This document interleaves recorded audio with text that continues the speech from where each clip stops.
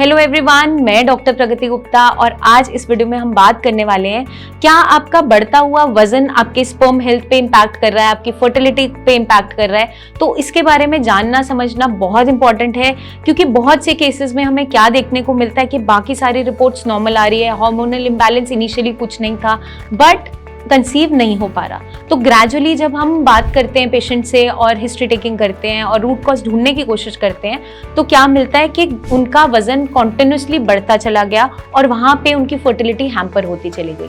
तो ऐसा क्यों होता है जानना ज़रूरी है, क्योंकि अगर आप रीज़न समझ जाएंगे तो आप जान पाएंगे कि आपको वेट को इन चेक रखना क्यों इंपॉर्टेंट है।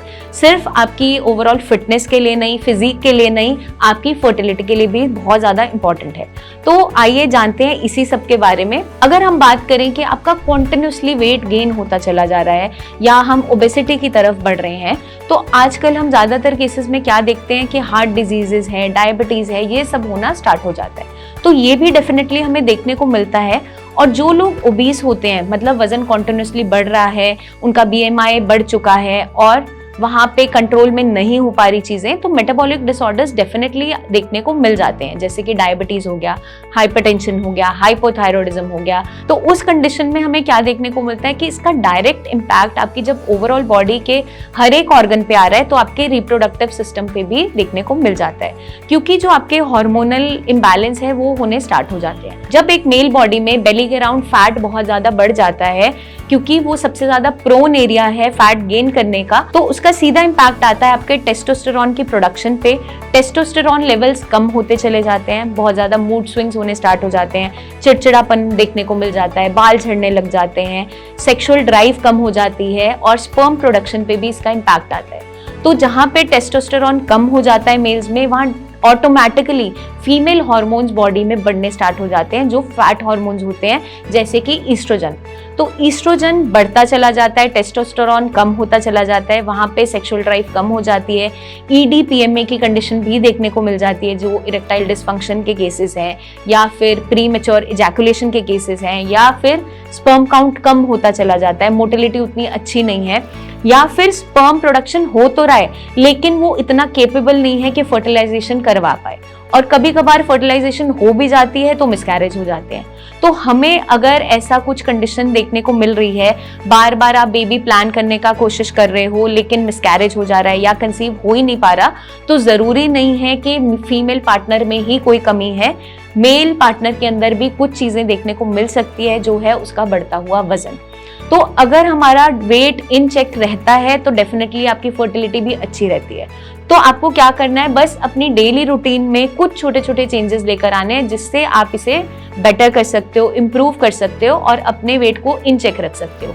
क्योंकि जब भी किसी का वजन बढ़ता है, वो अगर आईवीएफ के लिए भी जा रहे हैं या फिर नेचुरली प्लान कर रहे थे और फिर उन्हें डॉक्टर बोलता है कि आपको अब वजन घटाना है, और उस कंडीशन में जब वो क्रैश डाइट करके वजन को गिराते हैं, तो वहाँ पे प्रॉब्लम क्या देखने को मिलती है, क्या हम फेस करते हैं, स्पर्म की क्वालिटी हैम्पर हो जाती है, क्योंकि बॉडी को नरिशमेंट नहीं मिल रहा होता, न्यूट्रिशन नहीं जा रहा होता, तो वहाँ पे डेफिनेटली जो स्पर्म की क्वालिटी है वो हैम्पर होनी स्टार्ट हो जाती है। तो आपको एकदम से सिर्फ अपनी फर्टिलिटी को बूस्टअप करने के लिए वजन नहीं गिराना है। आपको अगर बेबी प्लान करने का आप कुछ टाइम बाद सोच रहे हो, तो प्रीवियसली ही अपने लाइफस्टाइल में चेंजेस लेकर आने हैं। वेट को मद्देनजर रखते हुए हमें चीज़ों को ध्यान में रखना है, क्योंकि वेट एक फिजिकल अपीयरेंस नहीं है अकेला, कि बाहर से आपको कोई मोटा दिख रहा है तो वो अच्छा नहीं लग रहा, या फिर कोई पतला दिख रहा है वो अच्छा नहीं लग रहा, या फिजिक बॉयज़ को बहुत ज़्यादा शौक होता है कि मस्कुलर बॉडी बनाने का, बट ऐसा नहीं है। हमें इंटरनल फिटनेस पे ध्यान देना है। इंटरनल फिटनेस जितनी अच्छी रहेगी उतना आपकी चीज़ें बेटर चलती रहेगी। तो ओवरऑल मेटाबॉलिज्म पे काम करना है, उसको अच्छा रखना है। अगर आपका मेटाबॉलिज्म अच्छा चलता रहेगा तो डेफिनेटली आपका जो वेट है वो इन चेक रहता है, मतलब आपका बीएमआई इन रेंज रहेगा, वहाँ पे ओबेसिटी के चांसेस कम होते चले जाते हैं, अनलेस एंड अनटिल कोई ऐसा डिजीज आपकी जेनेटिक्स में चल रहा हो जिसके कारण से वजन बढ़ रहा है। अदर देन दैट हमें नहीं देखने को मिलता। तो आपको डेली रूटीन में एक्टिव लाइफस्टाइल ऑप्ट करना है, मतलब कि डेली एक्सरसाइज ज़रूर करनी है। आधे घंटे से 45 मिनट के तक आपको वॉक है या स्ट्रेंथ ट्रेनिंग है या कार्डियो है या आप जिमिंग कर रहे हो या स्विमिंग कर रहे हो, जो भी आपको पसंद है, एरोबिक एक्टिविटीज है, योगा प्राणायाम है, कुछ ना कुछ जरूर ऐड ऑन करो ताकि आपकी बॉडी फिट रहे, आपका माइंड फिट रहे और आगे चलकर आपका जो इम्पैक्ट है वो फर्टिलिटी पे ना आए। साथ के साथ हम क्या कर सकते हैं, अपनी डाइट को बेटर कर सकते हैं। तो हेल्दी ईटिंग पे स्विच करना है हमें, जिसके अंदर आपको अपने डाइट में प्रोटीन का ध्यान रखना है, मिनरल्स का ध्यान रखना है, विटामिन्स का ध्यान रखना है। तो हमें जितने भी एक्स्ट्रा शुगरी आइटम्स हैं या जंक फूड है उसको टोटली अवॉइड करना है। साथ के साथ अल्कोहल और स्मोकिंग को भी अवॉइड करना है, क्योंकि ये दोनों ऐसे ट्रिगर्स हैं जो आपके स्पर्म प्रोडक्शन को हैम्पर करते हैं। तो वहाँ पे हम मोस्टली कई रिसर्चेस में ये भी देखते हैं कि जो जिंक की डेफिशिएंसी मेल्स के अंदर बन रही है वो ज़्यादा अल्कोहल लेने की वजह से बन रही है। तो अगर आपका अल्कोहल का इंटेक बहुत ज़्यादा है तो वहाँ पे हमें उस चीज़ को अवॉइड करना स्टार्ट करना होगा, ताकि आपका डेली जो रूटीन है वो बेटर हो सके।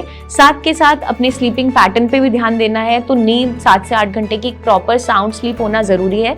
जब आप अच्छे से एक्सरसाइज करोगे, हेल्दी ईटिंग को फॉलो करोगे, तो डेफिनेटली आपका जो नींद है वो भी अच्छी आनी स्टार्ट हो जाएगी, वहाँ भी कोई इश्यूज़ नहीं बनेंगे। स्ट्रेस मैनेजमेंट बहुत इंपॉर्टेंट है, तो इस पर हमें काम करना बहुत ज़रूरी होता चला जाता है। तो आप मेडिटेशन, योगा या फिर आप जो भी आपको हॉबीज़ पसंद है, एक्टिविटीज़ पसंद है, एज अ कपल आपको जो एक्टिविटीज़ पसंद है उसको साथ में ज़रूर करो, ताकि हमारी जो ओवरऑल रूटीन है वो भी सुधरे और हमारी फिटनेस भी बेटर होती चले जाए। तो इस वीडियो में हमने जाना समझा कि ओबेसिटी का या वज़न बढ़ने का, मोटापे का डायरेक्ट रिलेशन आपकी फर्टिलिटी पे कैसे आता चला जाता है। अगर हम ये प्रॉब्लम्स फेस कर रहे हैं तो हमें उसे कैसे सॉल्व करना है उसके बारे में भी हमने समझाया है। लेकिन आपके माइंड में फिर भी कोई डाउट्स, क्वेश्चन, क्वेरीज हो, इससे भी ज़्यादा आप कुछ जानना चाहते हो, तो कमेंट करके आप पूछ सकते हैं, या फिर हमारे नीचे दिए हुए नंबर्स पर टीम ऑफ डॉक्टर से खुलकर कंसल्टेशन भी ले सकते हैं। जल्दी हम आपसे फिर मिलेंगे, तब तक के लिए अपना ध्यान रखिएगा एंड टेक केयर।